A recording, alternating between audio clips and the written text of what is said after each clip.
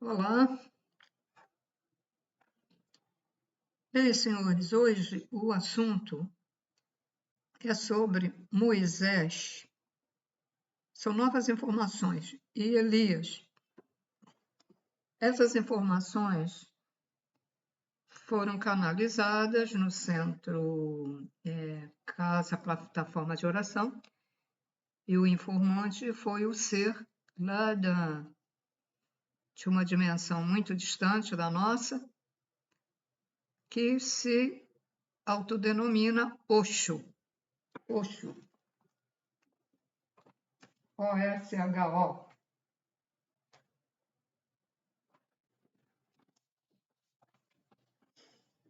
Bom, primeiro eu vou falar por mim mesma. Pouco tempo depois da continuidade de eu ler a Bíblia, que eu tinha 20 e poucos anos, quando eu comecei a ler, eu comecei a pensar que aquela coisa do Moisés subir, ninguém podia subir com ele, lá na montanha, e aquela luz vermelha depois com a continuidade das minhas pesquisas e sobre extraterrestres, sabendo que há naves que são vermelhas à noite. As naves parece que é daqueles greys que abduzem. Há greys pequenininhos, de olho amendoado, que são pacíficos, mas os altos, cinza, não são. Então, isso são informações, né, que eu tive nas minhas pesquisas. Aí eu comecei a pensar que achei estranho que o Criador estivesse ali e que escrevesse nas tábuas. Com o passar dos anos, com o conhecimento, a gente sabe que há o tal raio laser, ou algo parecido com raio laser, que os extraterrestres também usam esses procedimentos. Então, que aquilo seria uma nave de um extraterrestre, o qual,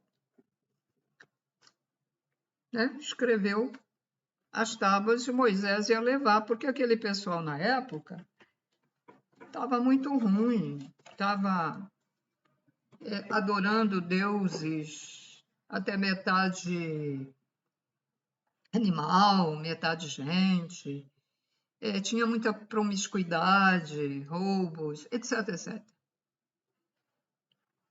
Então, pensei isso. Não, aquilo não era Deus, aquilo era uma nave que vinha. Bom, então agora vamos às informações do Osho. O Osho disse que Moisés foi colocado aqui, neste planeta, porque ele era um exilado capelino. É aquele grupo de capelinos que estavam fazendo mal lá no planeta deles de Capela, não se portavam bem, então botou tudo aqui. Veio um monte, não foi só esse, um monte, e começaram a fazer besteira aqui, né? Então Moisés foi um desses capelinos que foi colocado aqui, um exilado.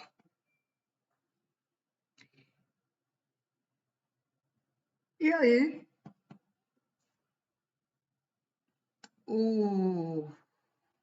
os extraterrestres vieram aqui, porque estiveram sempre aqui, né? Aqui no ar ou aqui no solo. E abduziram Moisés. Levaram para a nave e o ensinaram, o prepararam, né? Ele foi abduzido. Inclusive, o Osho disse que eles fizeram um procedimento no corpo do Moisés para que ele pudesse viver mais tempo na matéria, para fazer o que ele tinha que fazer aqui, né? Ele não entrou assim em muitos detalhes, porque hoje estava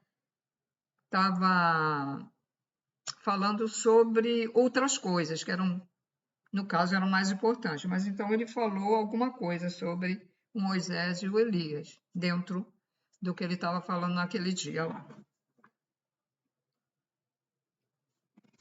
Então, ele foi, na nave, ele foi iniciado, preparado, iniciado, e estudou para que ele fizesse, pudesse ensinar os outros.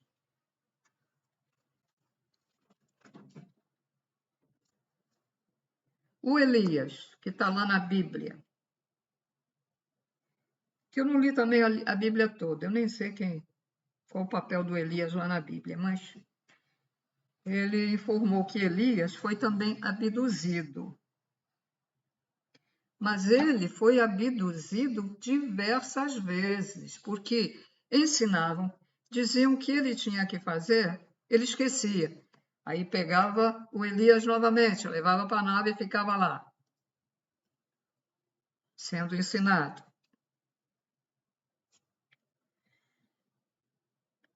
Quando Elias viu esses seres, o Elias que estava numa caixinha de fósforo, né, bitolado, já naquela época, que falava em anjos e arcanjos, querubins, e etc. Então, quando ele os viu, ele achou que eles eram querubins e se ajoelhou diante deles. Eles explicaram, os extraterrestres, que isso, nós não somos. Aí deu as devidas explicações. Mas com certeza ele esquecia e voltava novamente. O Elias, ele ficou muitos anos dentro da nave lá para ser preparado também. Então, lá na Bíblia, tem uma coisa lá escrita assim: carruagens de fogo. Quer dizer, ele diz que foi levado lá nas carruagens de fogo. Carruagens de fogo não eram carruagens de fogo, simplesmente eram naves, era uma nave. Mas como naquela época não se podia falar, é um OVNI, é um disco voador, é um objeto que vem de outro planeta, né? Ninguém ia entender nada, então ele botou carruagem de fogo. Então as pessoas começaram a imaginar que realmente tinha carruagens que voavam, né? Como aquele caso do tapete voador, é a mesma coisa.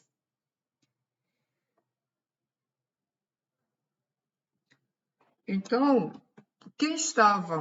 quais são os seres que estavam nesta nave e abduziram e levaram Elias para o preparar?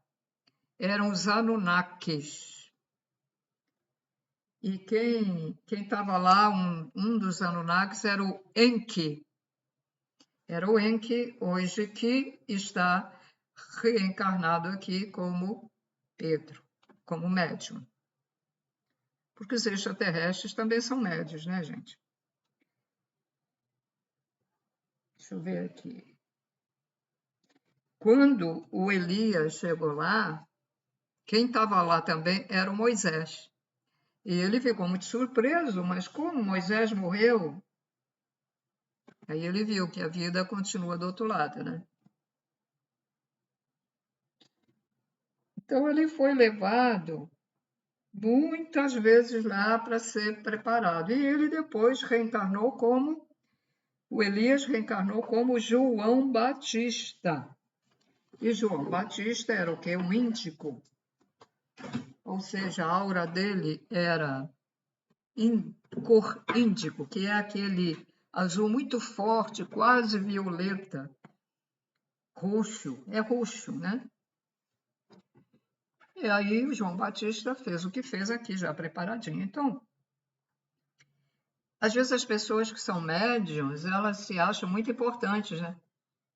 Mas nós somos preparados, porque todos nós somos médiums. Uns são preparados, outros não. Outros nem sabem quem são, que são.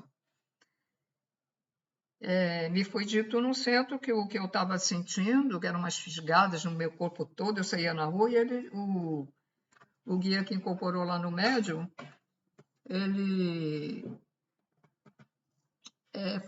foi no Rio Comprido, no bairro Rio Comprido, eu fui longe lá. Era um centro de Umbanda, mas não voltei. Ele disse que quisesse se envolver para eu ir lá, mas eu não sei, ainda não estava preparada, não conhecia bem as coisas. Ele disse que isso era mediunidade.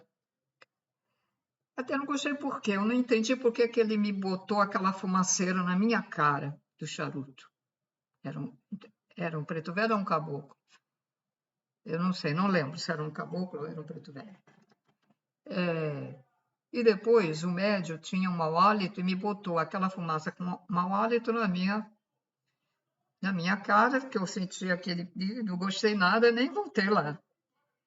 Então, médios, bochechem a boca antes de ir trabalhar, porque é uma coisa muito desagradável, né? Muito desagradável.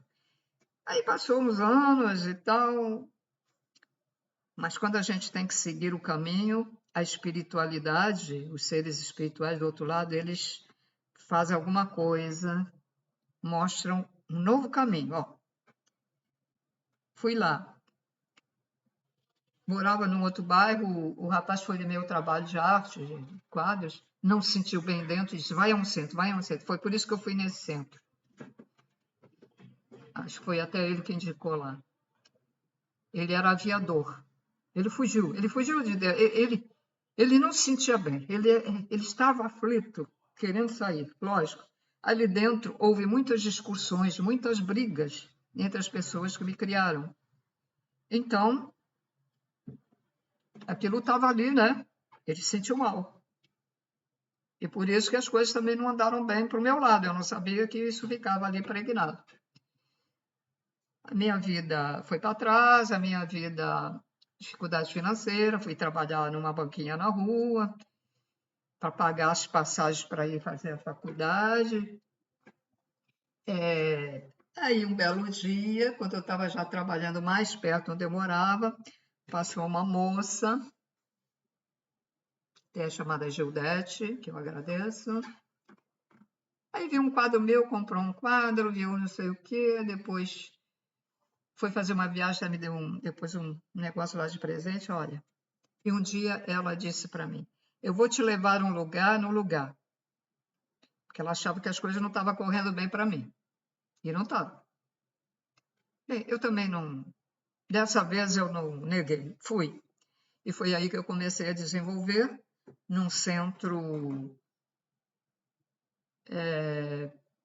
Era cruzado, ou seja, um centro que recebe tudo.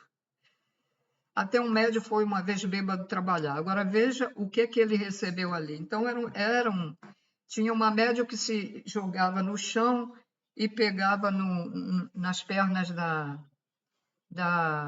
chefa lá, da que comandava o centro. Eu via aquilo e disse, eu não quero incorporar, não. Eu via aquelas coisas assim, não quero, não. Eu não me nego a dar passe, eu não me nego a trabalhar, mas eu não quero incorporar. Errei. Eu devia ter deixado. Porque quando você deixa incorporar, você desenvolve mais, né? Eu não quis. E foi aí, nesse centro, que eu achei que eu já estava preparado, porque em casa eu sentia vibração, eu ia para o centro, ficava ali feito uma múmia, ali atrás, e não fazia nada, e a pessoa que estava sentada ali na minha frente nem recebia passe. Então, eu achei que eu devia. E foi ali que eu encontrei uma barragem. Como se fosse um vidro invisível, que a minha mão não passava. E eu olhei para um lado, para o outro, será que alguém notou? Nem a dirigente não viu nada. Eu digo, vou tentar de novo. A mão não passava. Eu fazia assim, ó. A mão não passava. Os extraterrestres colocaram ali um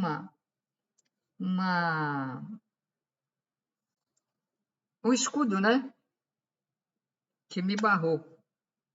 Aí eu fiquei na minha, continuei indo para desenvolver, fiquei quietinha, sempre quietinha lá, até que um dia a dirigente disse, dê um passe nessa pessoa que está sentada à sua frente, porque nós ficávamos em pé.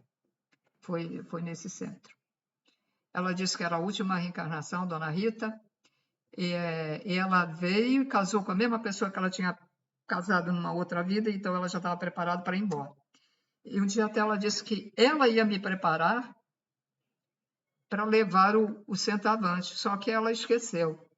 Os médios antigos lá olharam assim com uma cara de reprovação, porque eu tinha chegado há pouco tempo. A inveja. E acabei. E o centro acabou, a neta dela não. A neta dela é do Candomblé, não quis. Bom, não quis continuar. Os médios, eu tive muitas oportunidades de ficar num patamar melhor no centro espírita. Sempre tolhida, sempre. Fui trabalhar no outro, porque eu não incorporava, todo mundo incorporava, menos eu, mas eu recebia, meu corpo estremecia, né? A dirigente, que era muito velhinha, mais velhinha, começou a implicar comigo. E o que estava abaixo dela, que também era dirigente, explicou: não, eu vi aquilo, tinha sempre umas... Aí larguei tudo e vim embora. Aí depois tomei outro rumo, fui em vários centros, era convidada aqui e ali, mas eu não quero. Tinha um centro que me convidaram e dizia que era mais indiano, mas era um centro comum, como os outros, mas que eles ficavam de cócoras com o bumbum para cima. Eu aí, mas para que isso? Eu não vou ficar assim, não. Tinha sempre uma coisa que eu não gostava, né? Então, como eu não gostava, eu não aceitava. Não aceitava trabalhar. Bem, senhores, e esses guias, esses seres que estão dando novas informações, eles falam muito no erro dos médios, na inveja, na prepotência dos médios, querer ser o poderoso lá dentro. Isso aconteceu tanto comigo. Eu ficava assim, olhando e digo, mas... Né? Até bom, deixa pra lá. Não vou falar coisa ruim, não. Então é isso, senhores. Então está aí a novidade. Moisés, na Bíblia, está o Jeová. Então, o Jeová não era um Deus. Jeová era um extraterrestre que estava lá na nave, né? E deram esse nome de Jeová. Não sei se foram os daqui da Terra que deram ou o que estava lá que disse que era Jeová. Mas, às vezes, não é. É a interpretação dos seres aqui da Terra. Né? Teve alguns anos aí que começou a aparecer umas figuras de santo, de isso e daquilo, Jesus no céu. Ai, todo mundo. Isso é holografia, são naves que projetam. Até ficam se divertindo lá. Não, a realidade é essa, os extraterrestres ficam se divertindo. Aí eles de lá vêm as pessoas que estão lá achando, milagre, milagre. Então, eles às vezes fazem essas coisas para chamar a atenção, para ver se as pessoas despertam, né? E aí a Nossa Senhora de Fátima, quando aquela narrativa que aquilo girava, lógico que aquilo era um disco voador, porque tem discos voadores, OVNIs, que ficam girando. E tem uma luz potente, que eles até custavam para olhar, porque era tão forte, tão forte. E dali eles projetaram a Nossa Senhora, que acabou tendo a denominação de Nossa Senhora de Fátima, porque foi em Fátima que eles fizeram a holografia e foi em Fátima que apareceu essa. Né? E depois essas crianças elas foram catequizadas pelos padres a dizer o que deveriam dizer e o que não deveriam dizer. Essa é a realidade aí. Se tiver algum padre ouvindo, é isso a realidade, que você também pode nem saber, padre. A realidade é essa. Né? E, sabe, eu conheci um ator, não ator de nome, ator desses grupinhos que está começando, né? Que vai fazer festa, eu até participei com esse grupo, fazer festa, eu fiz de Mickey, que sufoco, suor escorria lá dentro, o sufoco. Então, eu conheci um ator que ele disse que queria ser padre, depois que ia sair disso, ser ator que ia ser, porque tudo é perdoado. Santa ignorância, que podia fazer qualquer coisa, tudo é perdoado, né? Porque a Igreja Católica diz, perdoa. Bom, em parte, Deus perdoa. O problema é que existe o umbral, o inferno e o abismo. Ele perdoa no sentido que depois de você pagar pelo que você fez, você tem a chance de novamente reencarnar para ter a chance de ver se você melhora, né? Se desperta por o amor incondicional. Mas as leis dele estão aí, as leis naturais. E as leis estão aí. Ele fica quietinho na dele, ele só fica criando, fica quietinho. Mas há um magnetismo universal. Esse magnetismo te atrai o que você tem dentro de você, o que você somatizou durante a vida terrena da matéria. Você somatizou mágoa, ódio, raiva, somatizou crimes, somatizou pedofilia, somatizou crimes em série, somatizou roubos, furtos, somatizou inveja, ciúme, somatizou cobiça, antipatia pelas pessoas, egoísmo, maltratou animais, envenenou, deu porrada até matar o bicho, botou os bichos dentro do saco plástico, amarrou e jogou num terreno baldio, jogou a gatinha doente dentro do negócio de lixo que foi triturada viva, porque isso a gente vê na internet, fazem. Aí nós temos que perdoar, mas aí lá do outro lado não tem perdão não, gente. Falar às claras. Do outro lado não existe perdão. Vai para onde tem que ir.